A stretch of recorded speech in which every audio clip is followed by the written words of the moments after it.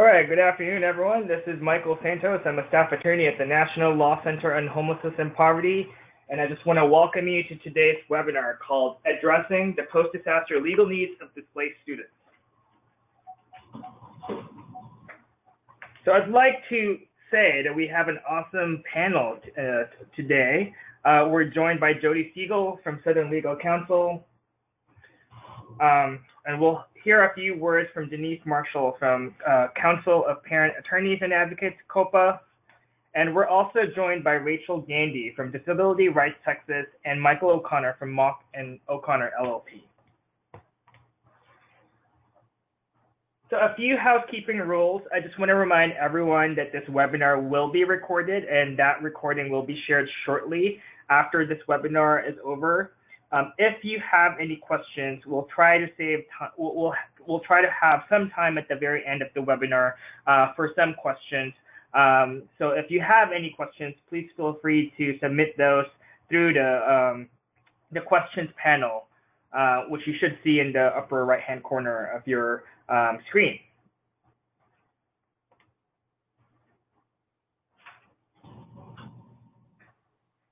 So we have a lot of things to cover in today's webinar, and I just wanted to outline what the goals are and give you a framework of what we're going to be talking about today with our speakers. So I want to provide some highlights of the current events. So you will hear from a few of our speakers on what's happening on the ground post Hurricane Irma and Hurricane Harvey. We'll also talk about some of the federal laws that apply to displaced students. We'll discuss policy recommendations, strategies, and best practices with the goal of streamlining coordination and collaboration efforts. So I'm also going to talk about access to justice at the very end of the webinar with the idea of flagging legal issues for advocates, both legal and non-legal. And then finally, we want to provide you with a list of important resources. Now, another thing I wanted to note is while the webinar talks about displaced students post Irma and post Harvey, I just want to make clear that this webinar also applies to those students who are displaced by Hurricane Maria, particularly in the Caribbean areas, in Puerto Rico and the U.S. Virgin Islands. It's rather unfortunate that our mainstream media has not given a lot of attention to these places, but I know that they've been devastated, largely devastated by Hurricane Maria. So before I turn it over to our speakers, I just wanted to hand it over to Denise for a few words.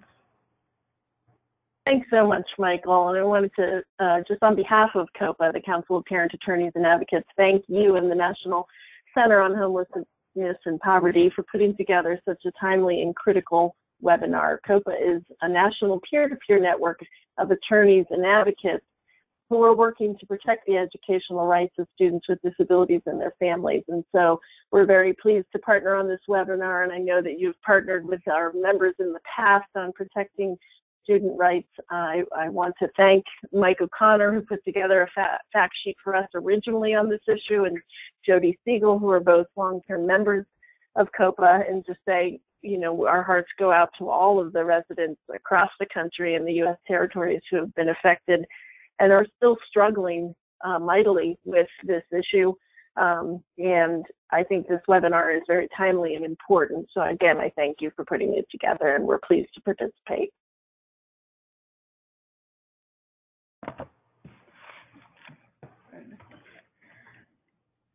All right, hi everyone. My name is Astritha. I'm an intern at the Law Center. And before we continue further with the webinar, we just wanted to do a quick polling question for you all.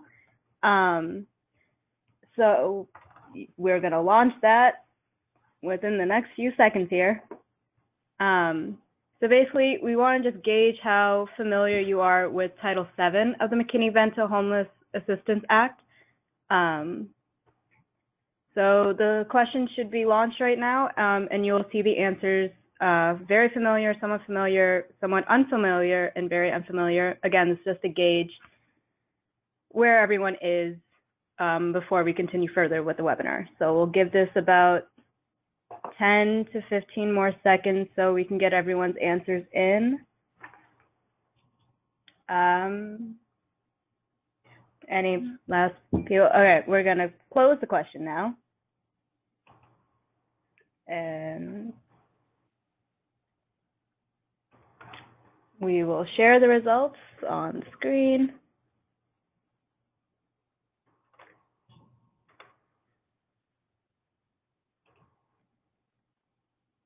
All right, so a lot of us are somewhat familiar. Awesome.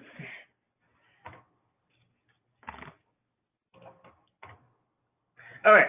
Thank you all so much for participating in that quick polling question. We actually, just a heads up, we'll have a couple more at the very end. Hopefully this will be short and quick for you to fill out. Now, we've been talking about a lot, we've been talking a lot about displaced students.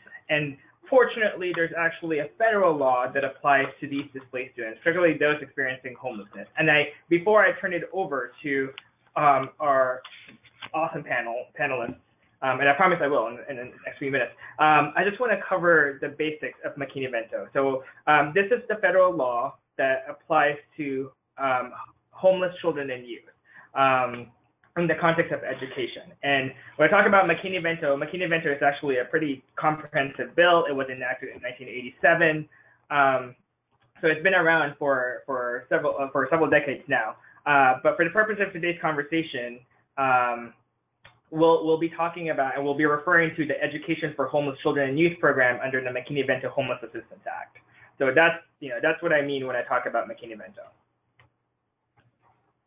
Now, there are a few resources already available through the Law Center's website, and these are just some of them, one of which is the Homeless Education Advocacy Manual. It was last updated in January 2013. We are in the process of updating this again in the next few weeks, and so please stay tuned.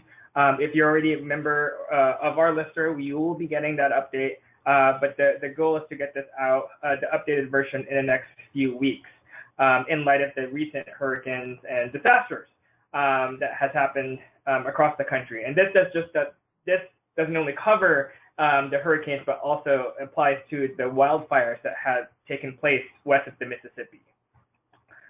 Within this manual, there's actually a one-pager, a generic one-pager that could be used by advocates across the country, regardless of where you are, which jurisdiction you're in, that you can use to inform students and their families about their rights to attend school if they've been displaced by a disaster, natural or man-made.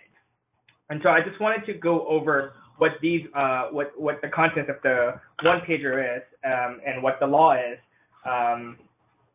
as it relates to McKinney-Vento.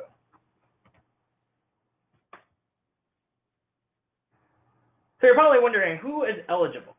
Well, generally under McKinney-Vento, students who lack a fixed, adequate, regular nighttime residence are eligible.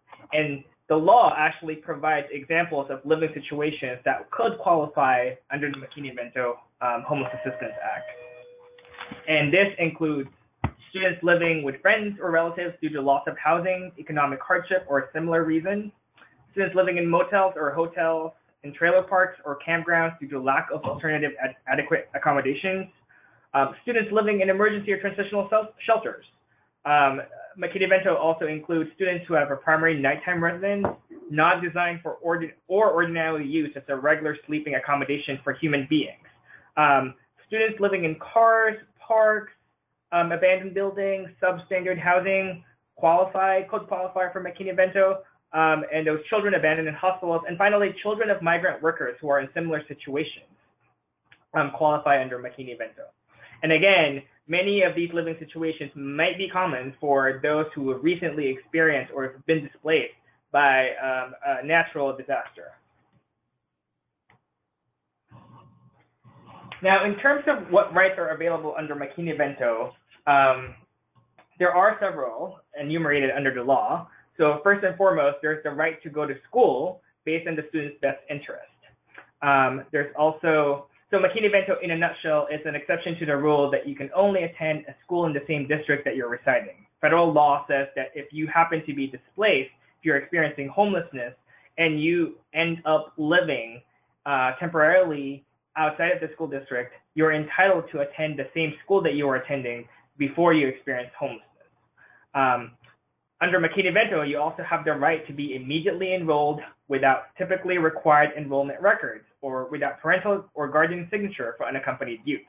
So the purpose of McKinney-Vento is, again, to provide educational continuity and stability. And McKinney-Vento endeavors to enroll the kid first, enroll the student first, and then ask questions later. So if the student is unable to provide, proof of residency, any required enrollment records, they're entitled under the law to be immediately enrolled in school. For unaccompanied youth, and unaccompanied means youth who is not in the physical custody of a parent or a guardian, those unaccompanied youth are also, if they are McKinney-Vento eligible, are also entitled to be immediately enrolled even without parental signature. Also, in addition to these requirements, a school is required to immediately enroll a homeless student even if they've missed the application or enrollment deadlines. And again, this is pretty important, especially if they've been displaced during the school year, or if the school has already started before they experience homelessness and they've missed deadlines. So another right I wanted to talk about briefly, and I think this is something that, as I go through these rights, I think some of these will be covered by my colleagues in the next few slides. The next right I wanted to cover is the right to participate fully in school activities, including extracurricular activities. So under McKinney-Vento, the law defines what enrollment means. It's not confined to getting the student enrolled and into the school, but also participating fully in other school activities. And that includes sports and after-school programs. They also have the right to receive referrals to critical supports and services and to be automatically enrolled in free school meal programs. If they are housed during the academic year, they are entitled to stay in the same school for the rest of the year. Again, this goes back to the goal of McKinney-Vento to provide educational continuity and stability. We do not want to disrupt a student's schooling. If they've already been attending the same school and they've been housed, they're entitled to attend the same school until the end of the year. McKinney-Vento also prohibits segregation and discrimination. So homeless students have the right to be free from harassment, isolation, and stigmatization. And finally, and I think most importantly, they have the right to dispute a school's decision about eligibility. So if there's a question about whether they're actually experiencing homelessness or not, or whether they're McKinney-Vento eligible, they also have the right to dispute a school's decision about school selection or school enrollment. And again, reminding everyone that enrollment means participating fully in school activities. Now, I know I covered a lot, and I actually didn't provide any legal citation, but if you want to know more about what McKinney-Vento is, what the law says, feel free to check out one of the Law Center's resources. It is free, available online, and so I highly encourage everyone to download this. It's called No Barriers, a legal advocate's guide to ensuring compliance with the education program of the McKinney-Vento Act. So this resource provides more information about McKinney-Vento and how schools can comply with the federal law. Now, the other thing I wanted to talk about is this idea of disproportionality, because as many of you probably know, if you're already working with homeless students and families, that homelessness and by extension poverty disproportionately affects certain populations. And so I just wanted to highlight that as to remind everyone about the issue of disproportionality. So, homelessness disproportionately affects children and youth with disabilities, which is actually something that my colleague, Michael O'Connor, will discuss in the next few slides. Homelessness also disproportionately affects unaccompanied homeless youth, in particular LGBTQ youth. It also disproportionately affects people of color and immigrant children and English language learners, children and youth exiting or aging out of foster care, and children and youth displaced by natural disasters. And not to forget, children of domestic violence survivors. So these are just some of the disproportionalities I wanted to highlight. Now I'm going to turn it over to Michael O'Connor to talk more about homeless children with disabilities. Michael? Great. Thank you, Michael. I've been asked to do this presentation based in part on the COPA fact sheet that has a link at the bottom of the title page there. And that was originally done after Hurricane Katrina back in '05 and was recently updated with the help of some other COPA members and is on their website. And I would call that kind of an intermediate fact sheet. I think a basic fact sheet should be 1 or 2 pages. This is about 5 pages long. And so what I have 3 things that I want to cover. First is a kind of a summary of the intersection between IDEA, the Individuals with Disabilities Education Act, and the McKinney-Vento Act. But I also want to talk briefly about outreach strategies and also provide some practical advocacy strategies. And if we go on to the next page, it lists the sections from the Individuals with Disabilities Education Act that are relevant to McKinney-Vento. But I should also, for those that may not be familiar with special education, this is a mandatory program enacted by Congress that requires states and local school districts to provide services to children with disabilities where the disability affects educational performance and where the child or student requires specialized services and instruction, which will be provided through an individualized education program. These services are required to be available to eligible children from age 3 through 21 or when they graduate from high school. Now, I listed here on this page 3 sections of the IDEA that reference the McKinney Act. First, they've formally adopted the definition of homeless children that Michael Santos went over earlier. Secondly, the child find responsibilities have been amended to include homeless children.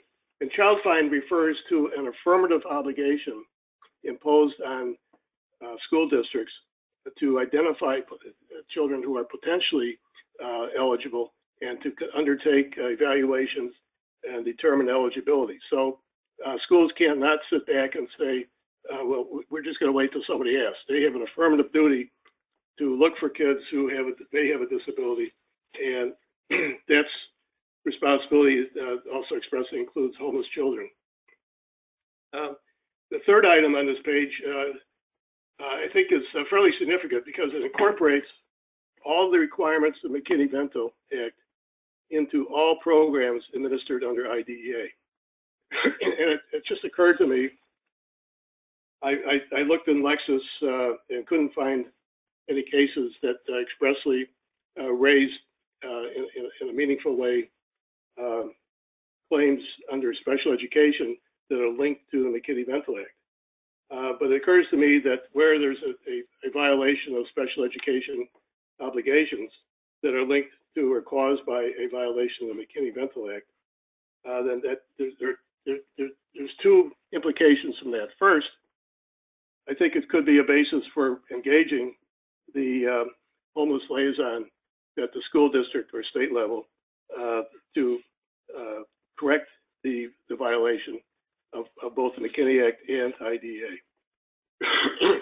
And the alternative for longer term battles that may involve formal administrative appeals that can take months, the violation of IDEA and the violation of the McKinney Act could be raised in a due process hearing.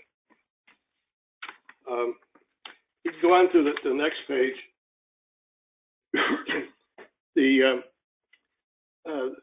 There's 2 more sections that I want to reference. One is fairly, that may not be significant except to those who are tuned in from state or school district liaisons. And that's a requirement that the state education agency incorporate representatives from who have McKinney Act responsibilities onto advisory groups involved with special education under IDEA. The final section I've cited here from Part B of the special education statute requires the appointment of educational surrogates for unaccompanied homeless youth. And this is related to, you heard earlier from Michael Santos that, a student who's homeless is entitled to enroll, even if the parent's not available to sign for them. However, under special education rules, there needs to be a parent or guardian who signs to approve evaluations or signs to approve delivery of services. And IDEA provides for a requirement that state education agencies have a process to appoint an educational surrogate for a homeless youth who's not doesn't have the authority to sign for themselves. I also list here Part C, infants and toddlers with disabilities.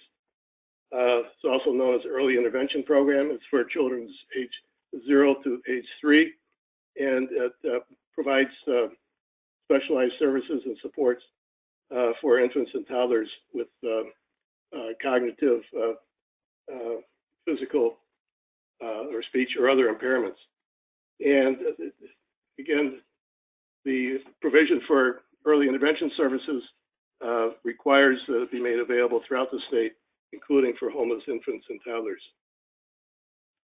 I want to point out that the early intervention program is not operated by local schools. It's generally operated by social service agencies in the community.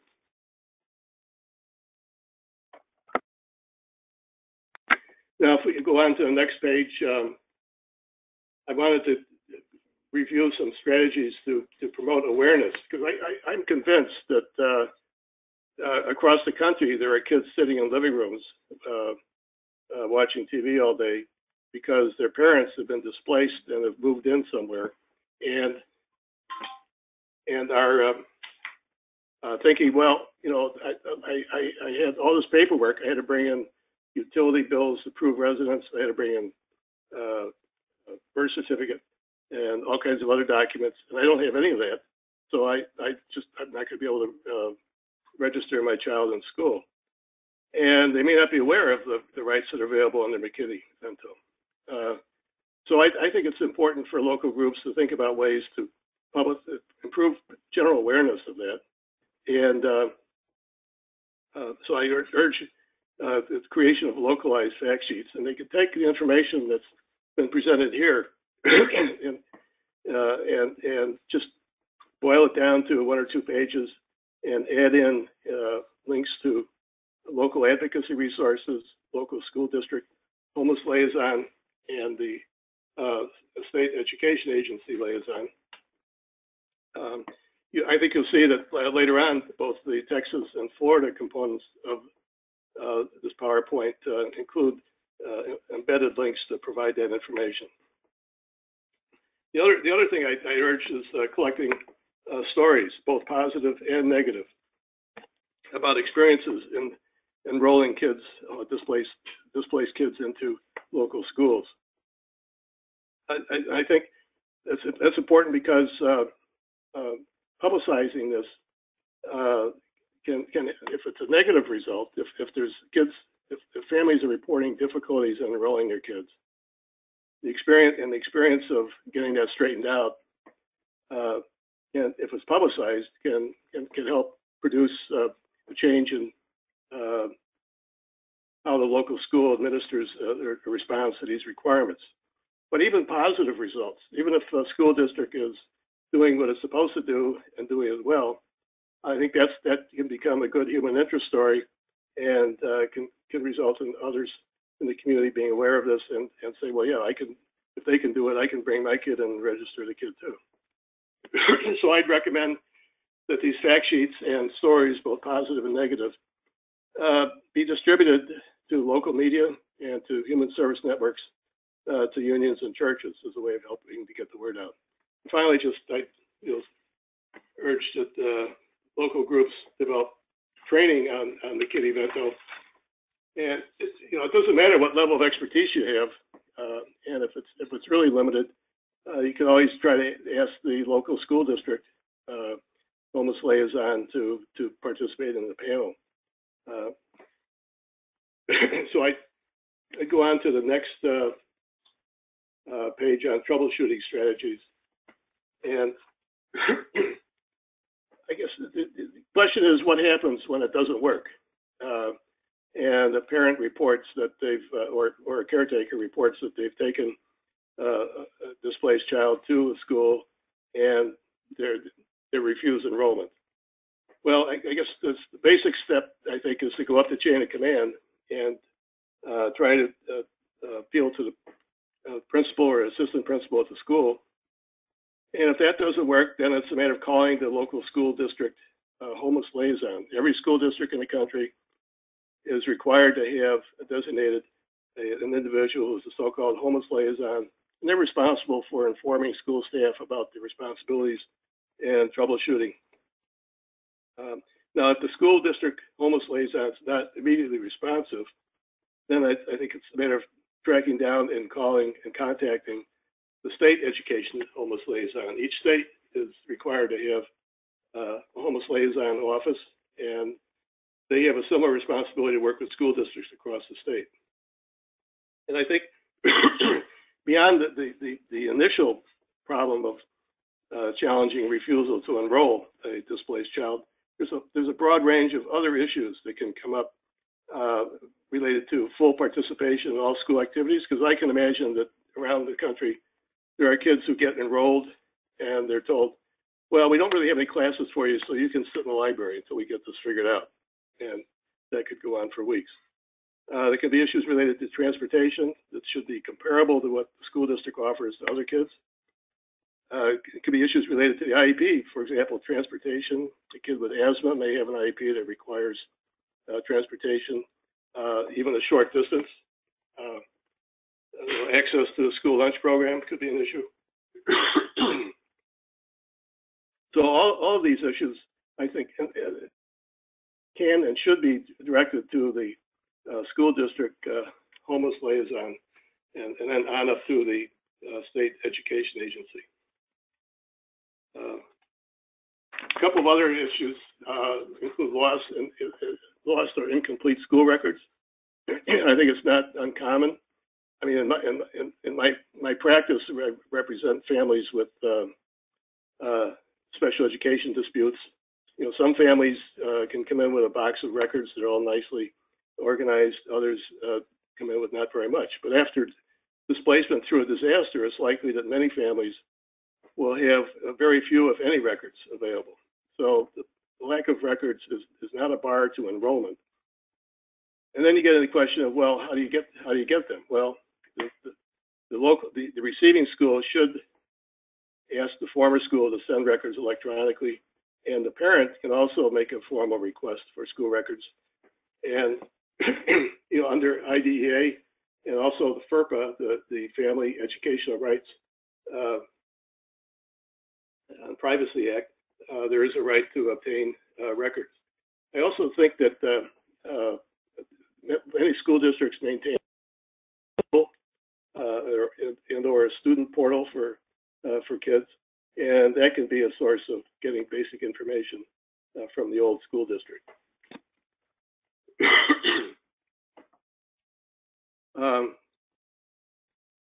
And then if there are difficulties, again, I think it's a matter of going to the education agency homeless liaison for assistance in prying loose information from the former school district. And finally, if there's no records available, or if they're limited records, the receiving school district should be available to provide any appropriate evaluations. And if necessary, the parent or caretaker should make a formal written request for those evaluations. Now, with respect to a child who has an IEP, the new school is obligated to immediately implement or offer what's called comparable services. And I can see many instances where a child shows up with an IEP, and let's say it provides for placement in a what we call a self-contained classroom with 10 kids.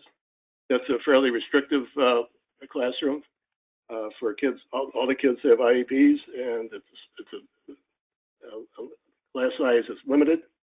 And I can see a school district saying, well, that's very nice, but we don't have those kinds of classes. We'll put you in a different class. Well, again, I think that's an issue that should be challenged, and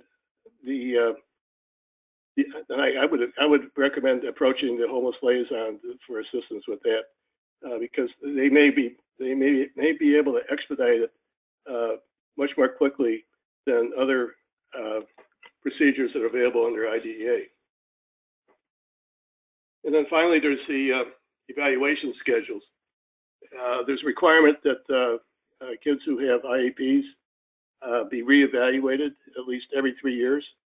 And that schedule, for a number of kids, they may be coming due for a reevaluation.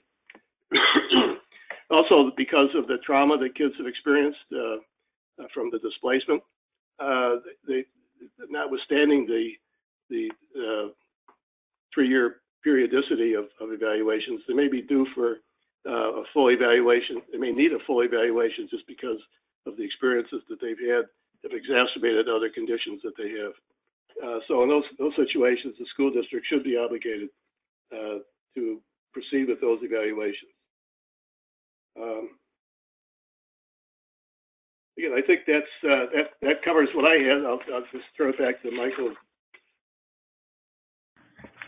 All right, thank you, Michael. So I'm going to actually turn it over to Rachel Gandy from Texas, Disability Rights Texas, to give us some of the updates on what's happening in the Lone Star State.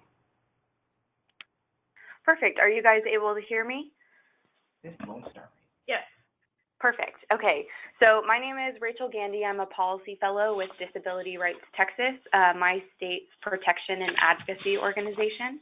So we can go ahead and go over to the next slide and go through the agenda for this part of the presentation. What I'm going to do is go through the impact of what Hurricane Harvey impacts have looked like for students and their schools here in Texas. We'll go through some of the major concerns that we're hearing from the ground. So while some of the other panelists have provided a great legal overview, what I want to do is describe issues that we're already seeing unfold here in Texas. So for those who are outside of the state, this could be something to keep an eye out for, either as tips or cautionary tales of what's going on in Texas. For advocates here in Texas, it's a way to just know what your clients are facing right now, the things in this PowerPoint and more, I assure you. And then for any parents listening, to just know you're not going through this alone, and we're trying to address these issues both individually and systemically. So we can move on over then to discussing impact. We can go to the next slide.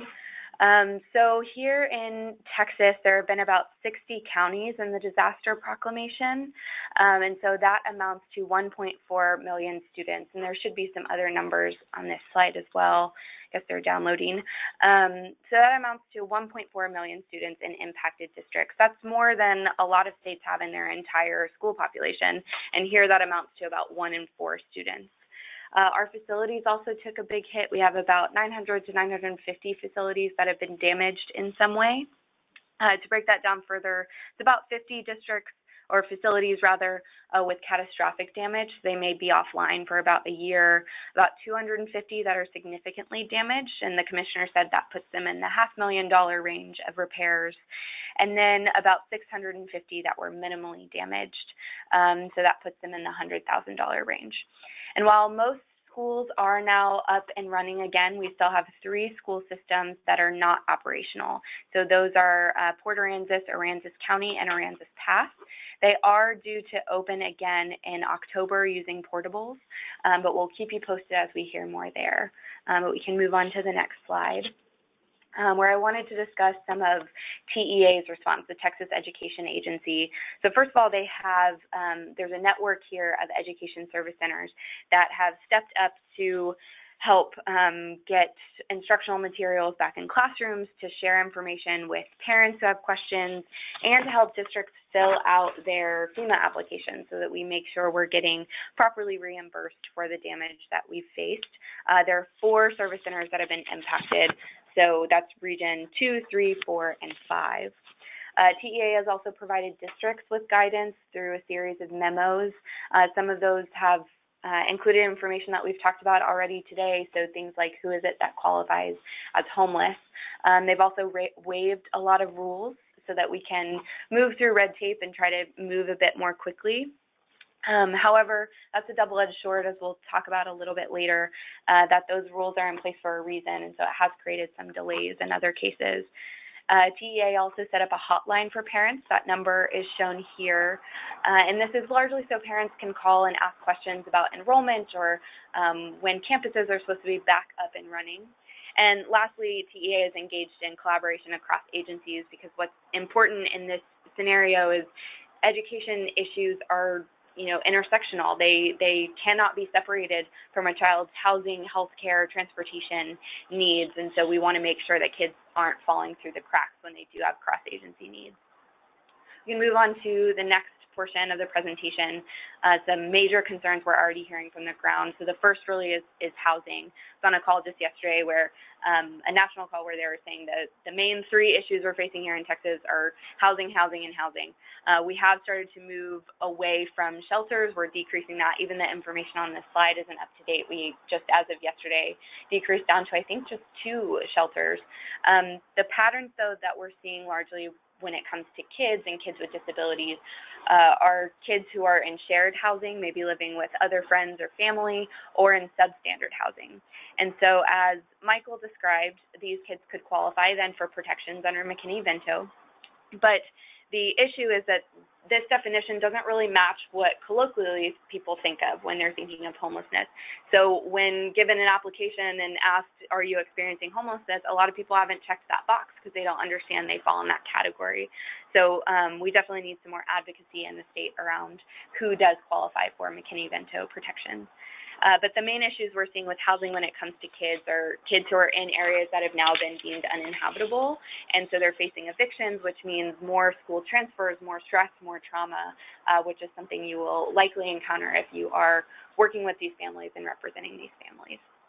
We now move on to the next slide on facilities and equipment issues. I had touched briefly on the fact that we had some facilities that were hit really hard by Hurricane Harvey, and so schools have started to use their space very creatively. So they've converted gyms into classrooms, used portables, gone into strip malls and churches to provide classes.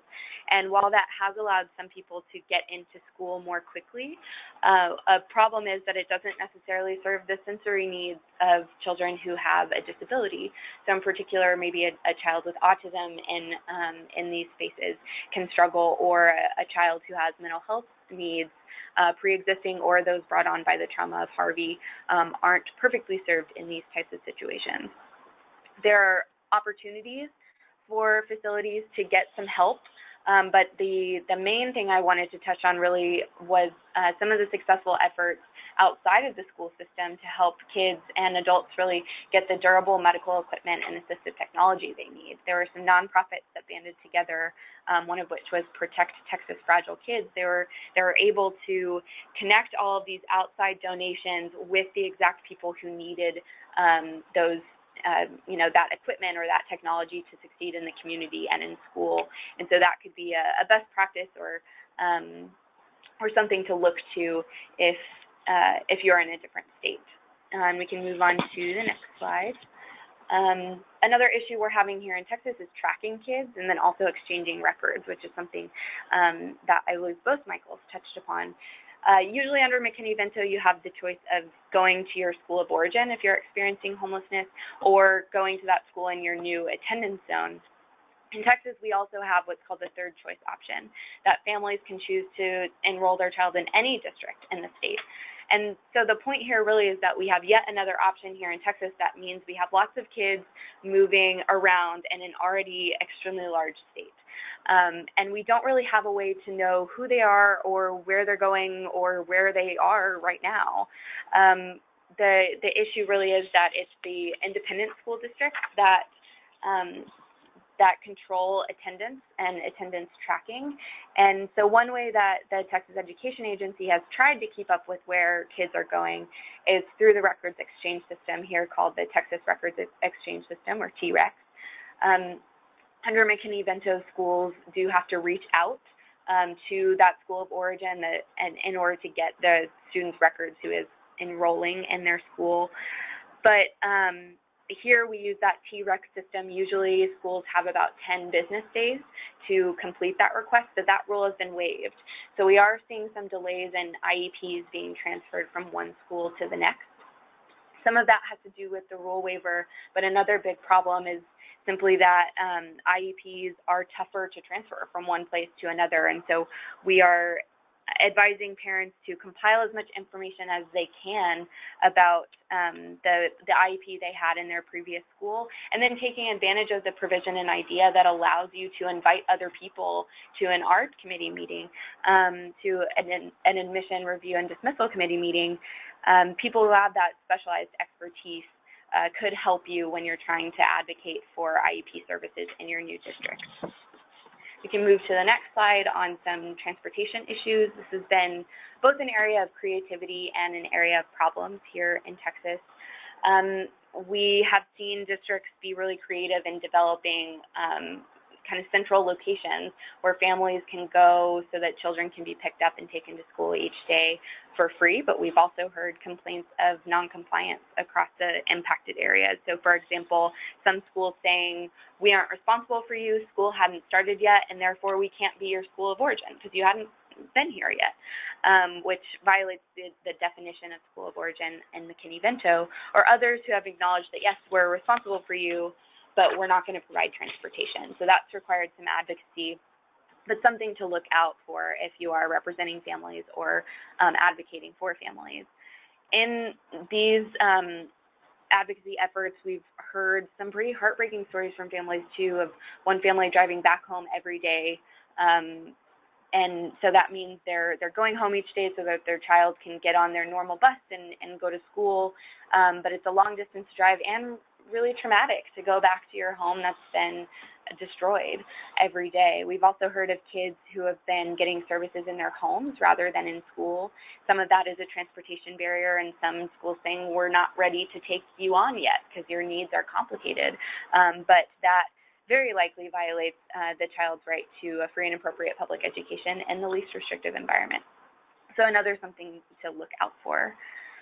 We can move on to the next slide with modified schedules. So here in Texas, schools were given, or districts were given a blanket 10 days that they could lift out of their academic calendar without financial penalty. So it does mean that we're changing around instructional time for kids. So in the districts where you have an influx of kids, you're serving more kids, or you're having to do so in fewer facilities, we've seen patterns of split school days. Maybe kids of a certain age are going to school in that facility in the morning, and then kids who are maybe older are coming in the afternoon. We've seen an increase in Saturday school. And while these options can help to make sure kids are getting their educational services more quickly, there are some long-term impacts that we want to be mindful of. So on the student side, missed school days and less instructional time, that instability in the school schedule can be predictive of academic failure. And it means that certain students, especially students with disabilities, may slip through the cracks. For parents, those modified schedules can mean lost wages or unexpected childcare expenses, or maybe even missing the appointments that they need to have in order to get reimbursed or get covered by their insurance and FEMA. There are some programs in place by FEMA to help some parents out with that situation, but the requirements are pretty strict, so the qualifications are. And then lastly, I want to touch on teachers too, because they are, having to operate within these modified schedules, deal with staff surges, or, schools thinking that they may have to dial back on staffing. And that has led to a lot of mental health needs on top of just the trauma of the storm in general. And that has been a challenge, but we think issues moving forward will absolutely be looking at compensatory education and ensuring that kids are getting the full hours of therapies and other IEP services they need. We can move to the next slide. Speaking really of mental health, this is an area where we've already struggled in the state of Texas to make sure that kids are properly served. In Texas, our students are already 31% less likely to receive mental health services under IDEA than other kids are. And Jody is going to go more into issues around trauma, so I won't steal her thunder here, but there's some post-Katrina research that shows when we're not proactively dealing with that trauma that kids have experienced, then it will very likely manifest in a different way. And so what New Orleans and what Louisiana ended up seeing is an increase in, say, aggressive behaviors or negative coping strategies. And so what we're really hoping then what we'll have to do is make a cultural shift in our schools of asking not what's wrong with you, why are you behaving this way, but rather what happened to you and what can we do to support you. There are some personnel in place to help get referrals to mental health services. Those local liaisons are required to do so. And as Michael had mentioned too, this could be an opportunity for a reevaluation if a child is showing some mental health symptoms that they hadn't before. But the trauma is likely something we're going to see, or the effects of it, for quite a while. So it's something advocates should be aware of and make sure that we're paying attention to. The next slide goes through some cultural humility issues, another area where we have struggled in Texas even before Harvey. We've struggled to make sure that kids who are English language learners are getting the special ed services that they need to succeed. And part of that is a broken identification system, and another is nationally not having the evaluation tools we need to be successful. But across issue areas, we have had people from our Latinx community discuss how it's been, there's been widespread fear to come forward and even ask for help. And so this is a group that does require proactive outreach. It's not something that should be placed upon them to come and find us. It's something that people who are working as advocates should be out there looking for those who are even more vulnerable to trauma than other groups are. And then the last major concern I'll touch on are some longer-term issues. These are likely going to manifest differently depending on where you are in the U.S. But I think the themes and the values that are within these debates are very likely to come up as either future storms happen or as these ones we've already experienced continue to unfold. So the first is around accountability and testing, the debate about should we be using our resources to test students and to grade school districts when people are just trying to get back on their feet, whereas the flip side is if we're not holding ourselves to high standards, then are we running the risk of students falling through the cracks? The bigger issue, though, that we'll face here in Texas, and that I expect other states will face as well, is an issue with school finance. So in Texas, a couple different leaders have said this is our biggest area of exposure financially for the state in general. And I won't go into the details of what this means at the Texas level, though if there are Texans out there who want to talk about it, feel free to reach out. But I think the main point here is that these storms are absolutely going to impact state budgets. There's a lot of confusion in districts and in schools right now about where the money is going to come from when you have kids with increased needs and you have facilities that are in such disrepair. And so this could lead then to cutting costs and to cutting corners. And the kids who end up largely being impacted by that are those who are already marginalized. So kids experiencing homelessness, kids who have disabilities, kids in the foster care system. So even for those working on the individual level, it's important to understand that those are going to be decisions that are made that we need to be aware of because it'll impact how kids are able to get their services and supports moving forward for years to come, really. And we can move on then to resources. I'll go through this very quickly. I wanted to put on here some resources for those in Texas, but also as examples of things in other states if you would like them. So there's some TEA resources on this page. I would highlight the directory of the liaisons in our office of the coordinator there. On the next slide with disability rights resources, we have some that are related just in general to people with disabilities, others that are more specific to education and housing. But not only could these be used in Texas, but using the same information in other states could be helpful if you have any interest. On the next slide, let's see, I did want to point out some helpful agencies here in Texas that are really taking a leadership role when it comes to students with disabilities. There are tons of organizations that have stepped up to help in the Hurricane Harvey recovery effort. But those last four in particular, Texans for Special Ed Reform, Autism Society, Family to Family, and Parent to Parent, are four organizations that are largely, they're led by parents. These are people who know this work because they live this work. And so they have been a wonderful source of information, of getting things from the ground to people who are up at the top making decisions. And so those are also people in Texas that you could reach out to, or if you're in another state, people who may know best practices in how to get information to our most vulnerable citizens. And the last slide I'll have here is just on mental health resources that are available. In Texas, we have some psychologists that have offered free counseling services. And there's a national helpline too. And what I'll point out here before I turn it over to Michael is that this helpline both has a call and a text feature. And that text feature is so important for people who are hard of hearing or deaf, and for kids, because a lot of kids would rather pick up their phone and send a text rather than dial a number.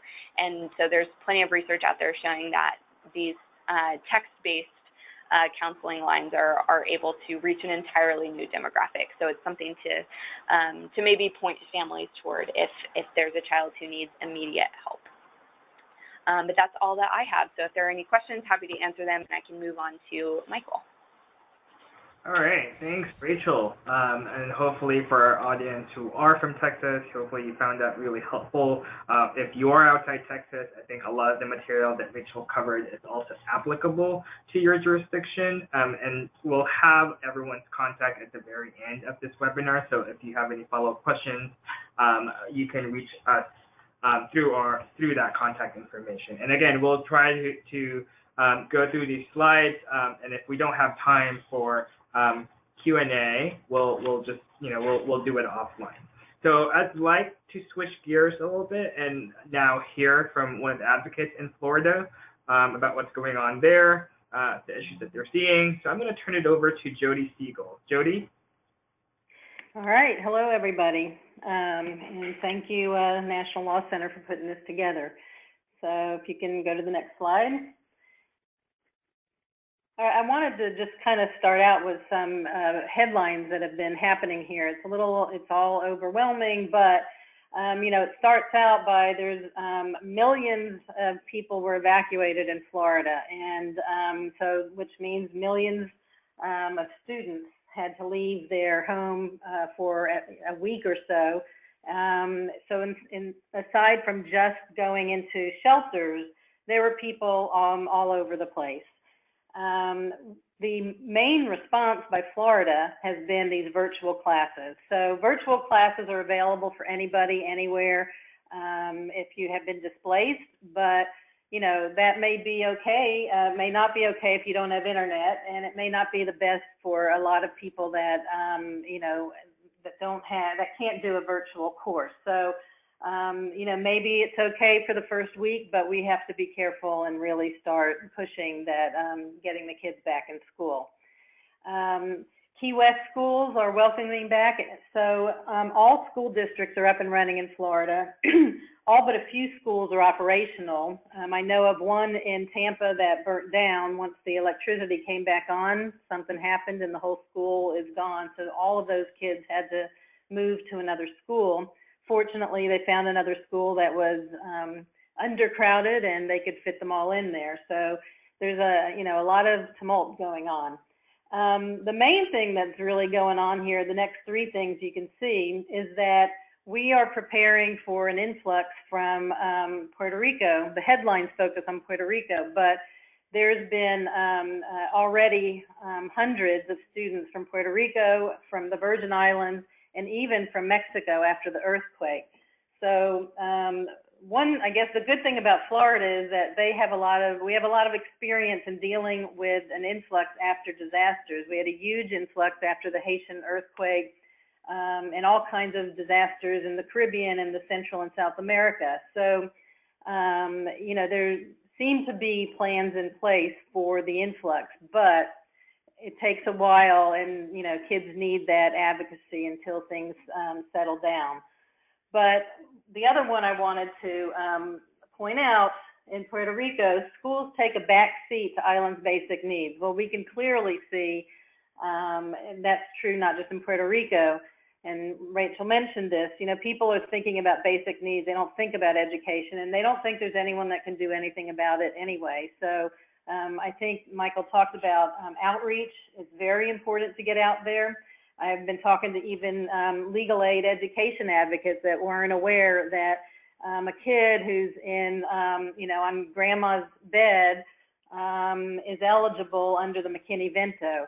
And I have been reading reports from Puerto Rico. A lot of families are just sending their kids to Florida to stay with friends or family on couches until the family can get their home going or the school's open or whatever goes on. So we haven't received a lot of phone calls yet about all of this, but I think we can expect that there's going to be a lot of situations where kids are going to need some advocacy.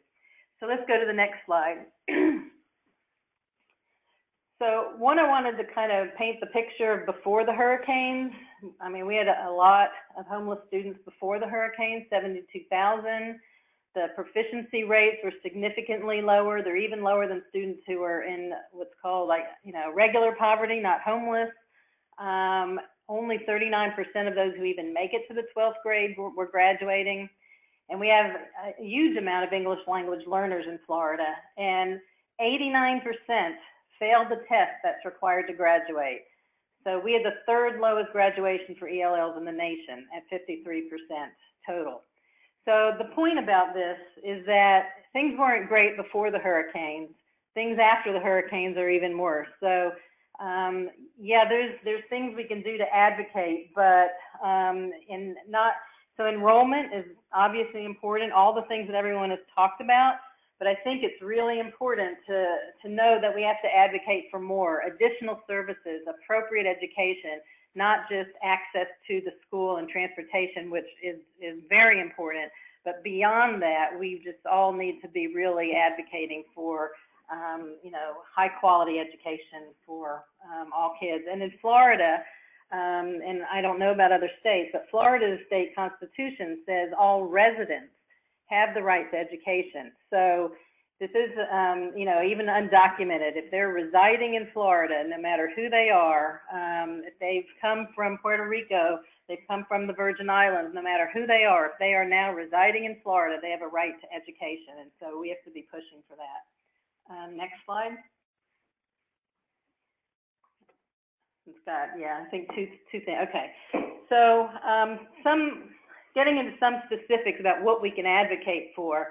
It's very clear that kids that have experienced a natural disaster experience trauma. Now, not every single kid is going to be dysfunctional from this trauma, but we have to be on the lookout, and many kids are. So trauma occurs when some overwhelmingly stressful event undermines ability to cope.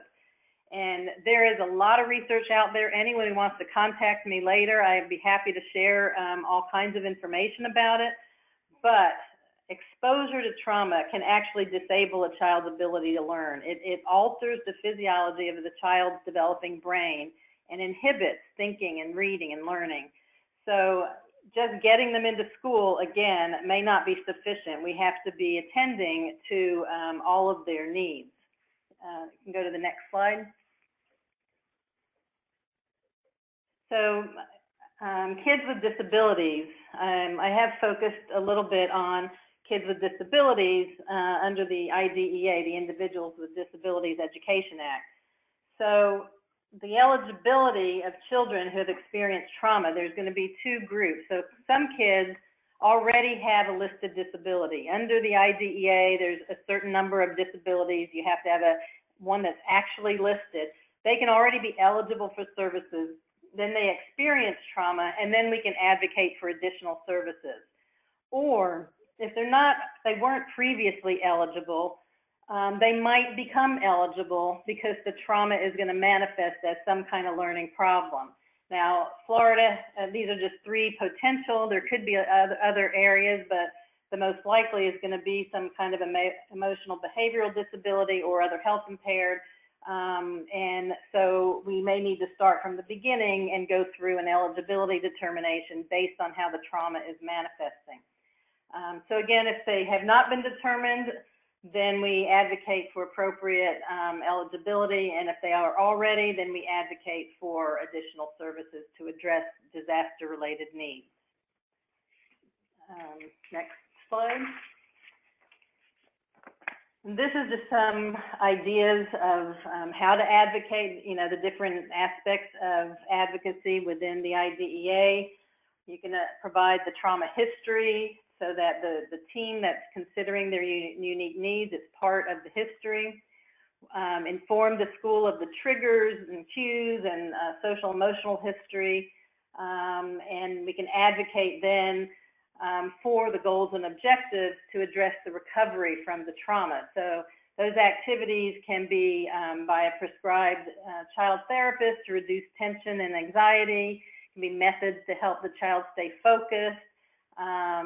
There's all kinds of different teaching strategies, and it can include supports to assist with relationships and self-regulation and academic success and physical health and safety. There's a lot of different areas that we can use that to support.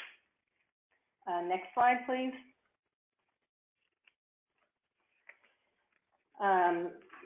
Continuing on within the IDEA, we can be asking for extra related services. So there can be mental health, psychological counseling, parent training, ask for a social worker to help, a nurse, accommodations, supplementary aids, and Michael also mentioned a surrogate parent. So kids, I have, like I said, kids may be coming from Puerto Rico, staying with on a friend's couch or a family member's couch. They may not be really participating or pushing for you know, educational advocacy, and so they would be unaccompanied if they're coming without their family, and they should be assigned a surrogate parent.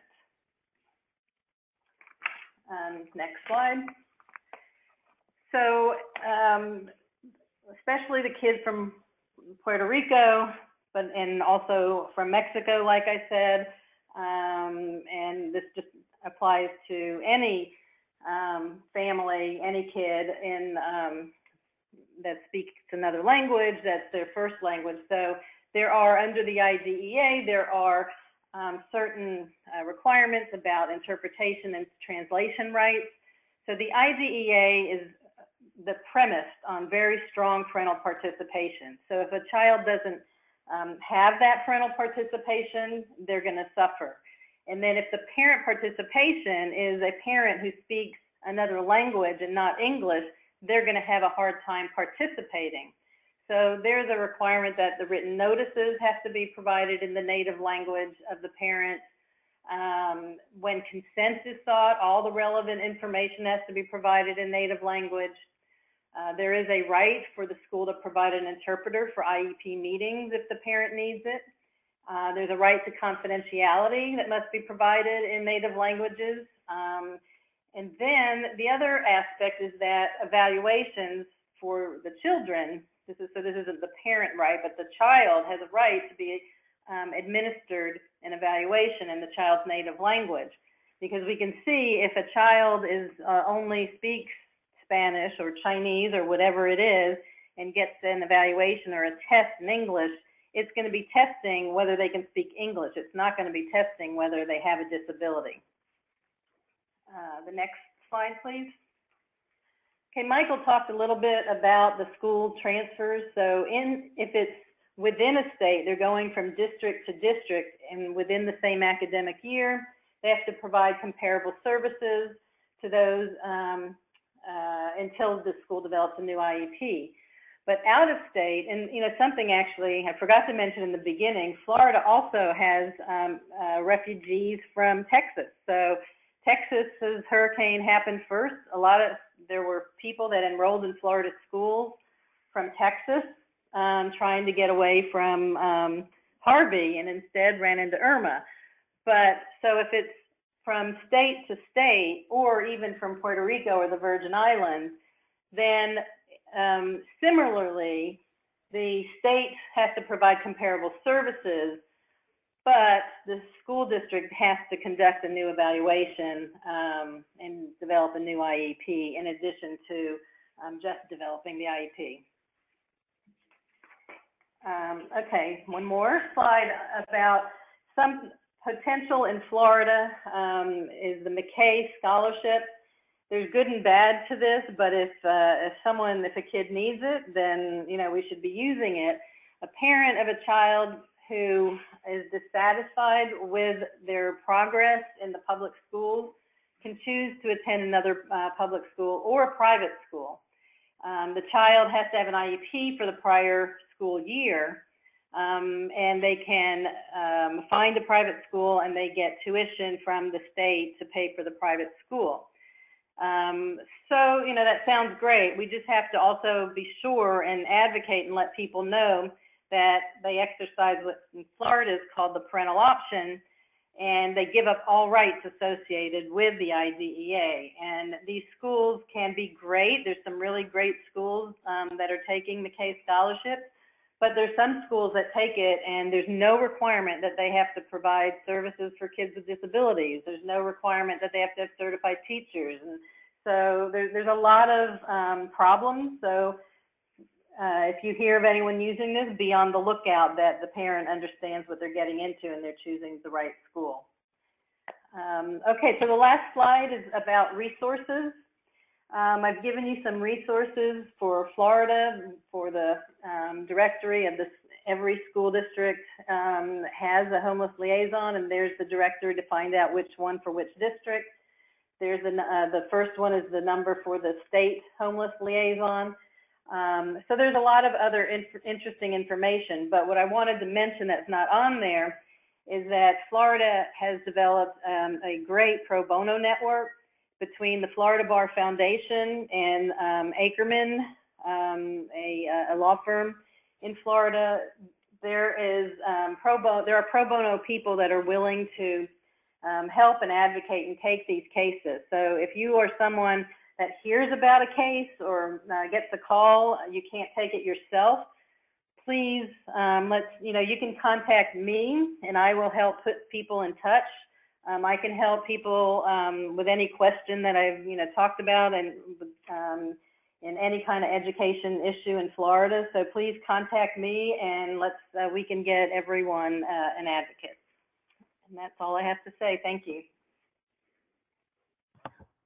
Well, thanks, Jody. So I want to switch gears a little bit and talk about access to justice, because when I think about students, displaced students and their families, and students who are experiencing homelessness, and or students with disabilities, I see these intersectionalities as an access to justice issue. And what I mean by that is that many of these families who are low income or living in poverty do not necessarily have the privilege of having easy access to a lawyer, or let alone having access to legal resources. And one thing I want to know is that when we talked about IDEA and we talked about McKinney-Vento, and these actually have distinct, different grievance procedures. And so if you're a student or you're a family who's trying to enforce McKinney-Vento or IDEA, you'll have to go through multiple grievance procedures. And for someone who's not familiar with the navigating these procedures, it can be very overwhelming. And so there's a lot of role to play for attorneys and legal advocates, and for those providers and non-legal advocates who are working directly with these students. I highly recommend that you get in touch or you collaborate and coordinate with attorneys, because there's a big role for attorneys to play in terms of making sure that these students are able to access the supports and services that they are entitled to under the law. So I can talk about the McKinney-Vento dispute resolution process, but I'm going to have Jody go back on again and talk about the IDEA process. All right, so there's several aspects. If assuming there's a problem, something isn't going right in the, first of all, the first step you can always request an IEP meeting. and which is a team meeting to develop the education plan. So, and go to that meeting and advocate for whatever you feel the child needs. If that's not working out, there's several options. So one option is going to the State Department of Education, which in Florida is the Bureau of Exceptional Students, and it's BEES, Bureau of Education for Exceptional Students is what it stands for. And you allege the violation, anyone can write this complaint, but it works best for those that are procedural in nature because that the state can identify that quickly and come up with a plan for, and ask the school district to come up with a plan to comply. If you're alleging something about just the appropriateness of the education, it's just a little harder at the state level for them to really investigate that. The good news about this is that all you have to do is to write the letter and then the state does the rest. Okay, the next slide. So there's mediation. It can be requested whether you request administrative proceeding or not. It's always voluntary on both sides. So if the school district doesn't want to, then you can't force them. The state has a list of impartial mediators, and so it's free. So the State Department of Education provides the mediators. It's confidential, but it can't be used to deny or delay the right to due process. So if you are requesting both, the due process timelines go forward first. Next slide, please. So the IDEA has what's called due process hearings. It's administrative. Each state is different. And either the school district, the LEA is the local educational agency, so which is called different things in different states. So either the LEA or the parent can request it, and it can be on any matter relating to the education of a child: identification, evaluation, placement, or provision of free appropriate public education. Next slide. Let's see if there is, yes. So the administrative procedure, it comes to some states there's a 2-tier, and some states there's 1. In Florida, it's done by the Division of Administrative Hearings by an administrative law judge. They come up with a final order, and then you can go to court. Other states, it gets reviewed by the state educational agency before you get a final order and go to court. So you just need to know what's going on in your own state. So if you're aggrieved by the final order, then you can file in state or federal court. You have 90 days from the final order, unless the state has a different limitation. The administrative record goes to the court. Additional evidence may be heard, but that's in the discretion of the court. And then the decision is based on a preponderance of the evidence, which means that the court looks at the entire record and makes their own decision as to whether or not there was a violation under the IDEA. Next, I don't know if there's another slide. No, the next slide goes back to you, Michael. Yeah, thanks, Jody. So now I'm going to switch gears and cover the required McKinney-Vento dispute resolution procedures. So as a background, McKinney-Vento requires both the state educational agency and the local school districts, the local educational agencies, to have a dispute resolution process in place. Parents, guardians, unaccompanied youth have the right to appeal adverse determination by these entities. So the state must have procedures for prompt resolution of disputes regarding educational placement. School districts must have a dispute resolution process in place if a dispute arises over eligibility. So that's a question about whether someone's actually experiencing homelessness or if they're McKinney-Vento eligible. There needs to be a dispute resolution process in place if there's a dispute arising over school selection or school enrollment. The dispute resolution process requires that the school district provide notice of decision and the right to appeal. So these are 2 notices that are required under McKinney-Vento. So the school district has to provide the student and/or the family some type of notice about their decision, and then they also need to inform the student and the family about their right to appeal. And that appeal typically goes straight to the state educational agency. Now, it's really important to remember under McKinney-Vento requirements that the school is required to immediately enroll a student until a full and final resolution of the dispute and all available appeals. And this is actually included in the statute and was recently clarified under the Every Student Succeeds Act. And this is really important. Again, going back to what I had previously mentioned at the very beginning of the webinar, the McKinney-Vento endeavors to provide educational continuity and stability. We do not want to disrupt a homeless student's education. And so there is this pendency requirement built within the dispute resolution process. Now, a couple of things to note. The dispute resolution process may vary from one school district to another. It's just how it was framed under federal law. So federal law is actually silent as to, the consistency across school districts of what the dispute resolution process would look like, which can be challenging, again, for students who have been displaced or who are highly mobile, because if you move from one school district to another, you might be encountering two different sets of dispute resolution procedures. And again, this is why it's really important to have a legal advocate or just an advocate who can help navigate this grievance procedure. So if you happen to be a homeless student and a student with disability, and you have you have two different issues, one focusing on homelessness under McKinney-Vento and one under IDEA and the student's disability, again, this process can be very, very overwhelming. Another thing to note under McKinney-Vento is that the parent, guardian, or unaccompanied youth must be referred to the district McKinney-Vento liaison. So that's a requirement. The law also requires that each school district must have a homeless McKinney-Vento liaison. Now, Jody talked about the right to bring action in court under IDEA. It's similar to McKinney-Vento. There is a right to bring action in court, and mostly in federal court. There might also be some state claims that you can make. That depends on each state. Some states have passed analogous laws similar to McKinney-Vento, and so there might be some state claims that you can make, but generally a lot of the lawsuits filed under McKinney-Vento are in federal court.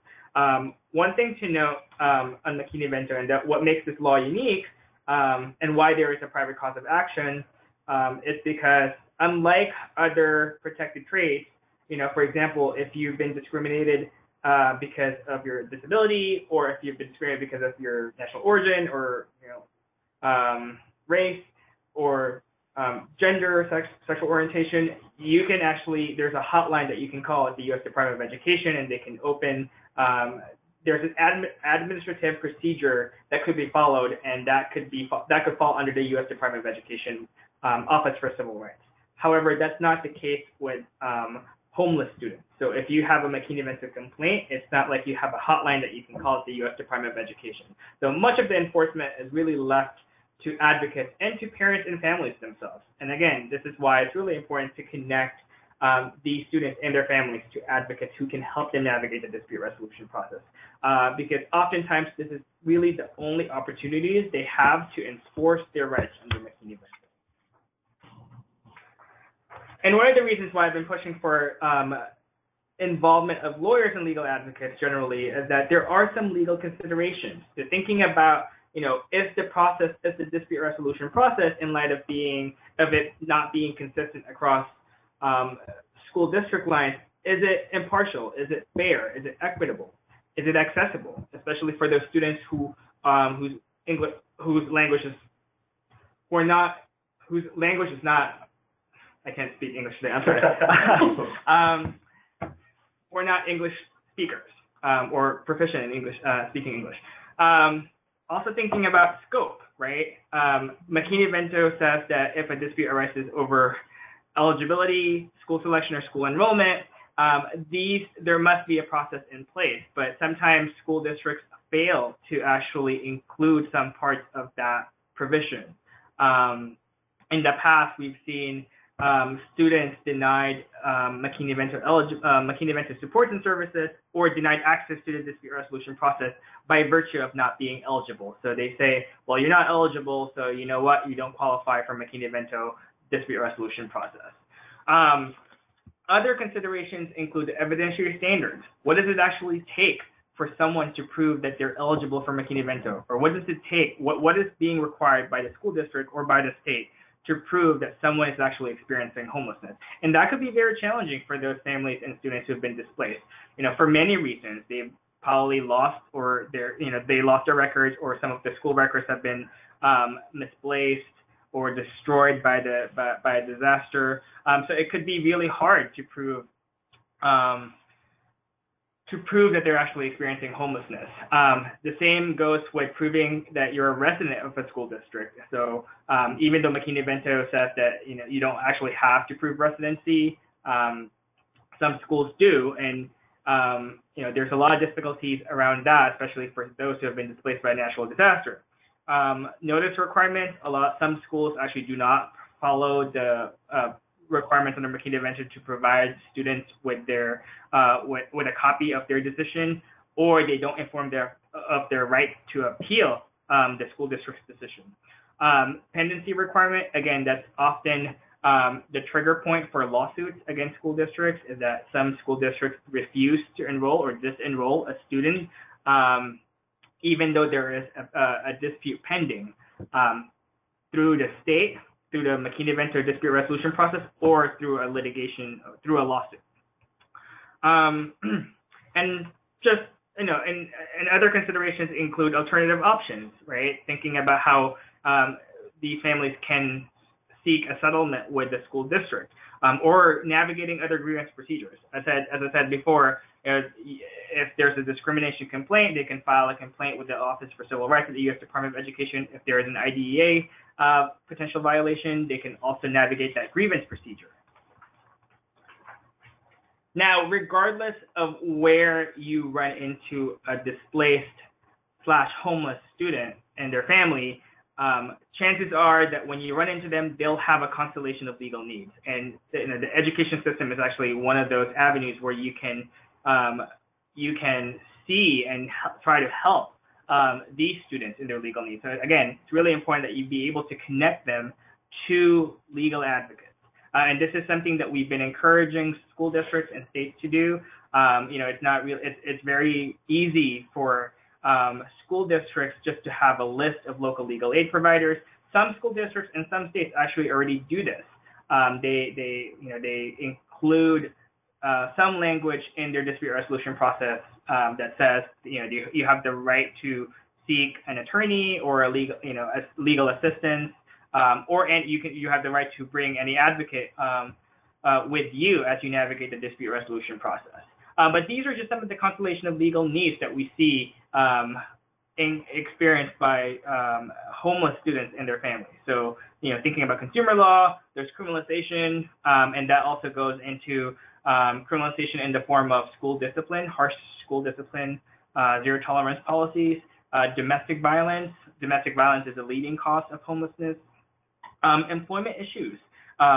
Again, these issues go beyond access to education.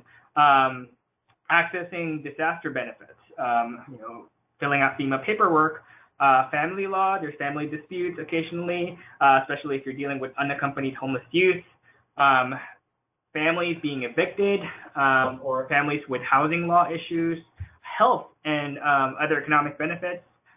Identification is also something that we see recurring among displaced individuals and families. Immigration, undocumented immigrants, insurance, privacy and safety concerns.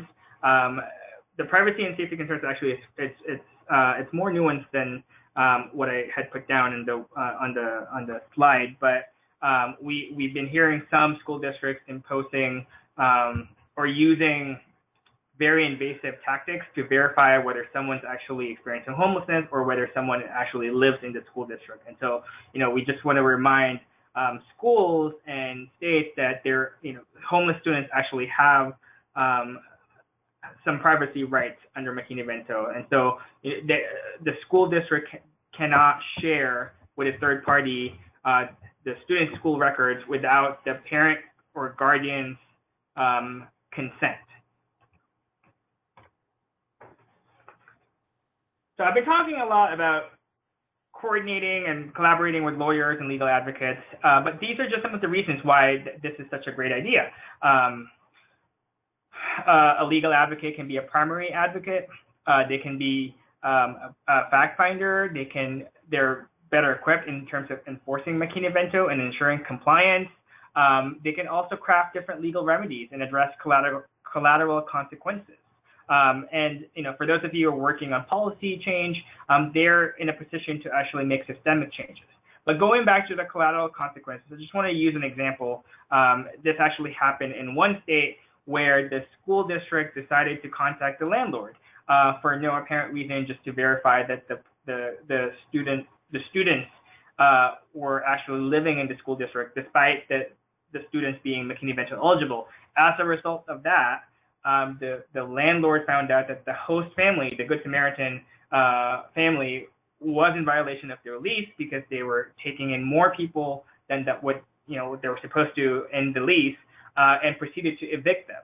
And so that's one example of collateral consequences where clearly there's a big role that a lawyer could play in making sure that the school does not do that does not contact the landlord without the family's consent, but also to prevent the family from being evicted. So for those of you who are looking to do more work around this, addressing IDEA and McKinney-Vento issues, these are just some of the questions to ask. Some of you may be wondering, like, how do you incorporate this in your intake, or how do you screen for legal issues? These are just some of the questions that I would recommend you incorporate, or you start asking yourself and your clients to screen if they're actually experiencing homelessness, if McKinney-Vento applies to their case.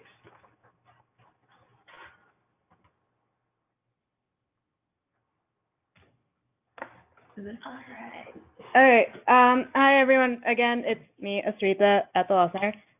So before we end, we just have 2 quick polling questions we want to ask. We should be launching it right now. Okay, so the first one is, from this webinar, do you have a better understanding of the McKinney-Vento Act requirements concerning homeless children and youth? Yes or no? Or, yep. So we'll close in like 5 seconds. Oh, we already closed it. So it did help. That's great. And then we'll go on to our second polling question. And it should be there now. So how likely are you to use the information you learned today in your work going forward? Very likely, somewhat unlikely, very unlikely. We'll give that about 5 more seconds. And we close that now.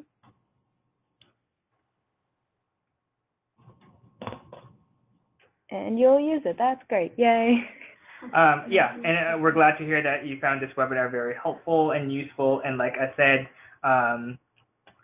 even though our focus was on Texas and Florida, in the aftermath of Hurricanes Harvey and Irma, many of the concepts and the items that we discussed today also apply to other places, particularly in Puerto Rico and the U.S. Virgin Islands. Also applies to other natural disasters. Again, as I said before at the very beginning of the webinar, there have been some wildfires, and those wildfires have led some families to be displaced, and many of those families may be McKinney-Vento eligible. I just wanted to, before we end the webinar, I just wanted to highlight a few additional resources in addition to what other resources my colleagues, the other panelists, have shared.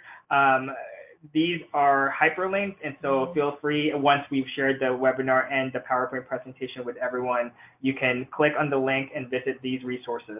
And finally, we have our contact information. So again, if you have any specific questions, follow-up questions after the webinar, please feel free to reach out to us. You have our contact information. And again, we hope that you found this webinar helpful and useful, and feel free to, once we have the link up and running, feel free to share these with your colleagues and your coworkers. So with that in mind, I'm going to go ahead and end this webinar. Thank you all so much. And I just want to say thank you to our panelists for presenting today.